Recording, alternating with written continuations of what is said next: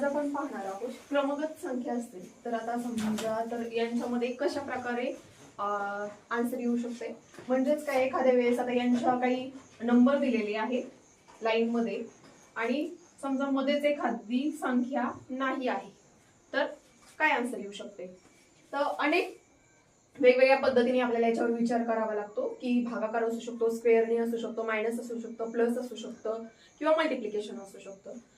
तर जर पाहिलं तर पहिल्या संख्येचा दुसऱ्या संख्येशी संबंध काय असणार आहे. आता जर मी ह्या 6 ला 3 ने मल्टिप्लाय केलं तर आन्सर किती येत आहे 18, बरोबर की नाही. मग आता पुढे हे 18 ला जर 4 ने मल्टिप्लाय केलं तर आन्सर येतो 72 आणि मग सिरीज वाईज चालणार. इथे 3 ने इथे 4 ने संख्या. मग आता इथलच्या संख्येला आपल्याला काय करावं लागणार आहे 72 ला 5 ने मल्टिप्लाय करावं लागेल तेव्हा इथलची संख्या, बरोबर की नाही. मग आता 72 हा नंबर आहे याला जर मी 5 ने मल्टिप्लाय केलं 5 2 जा 10 वरती कॅरी ओव्हर 5 7 जा 35 आणि वरती एक 36 360 आहे का ऑप्शन मध्ये. Option number 4.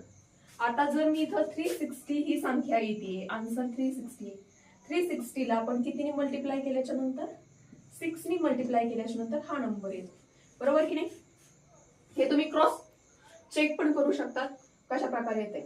याचा आन्सर तुम्ही कमेंट मध्ये सांगा. जर व्हिडिओ आवडत असेल तर लाईक करा, चॅनलला सबस्क्राईब करा. थँक्यू.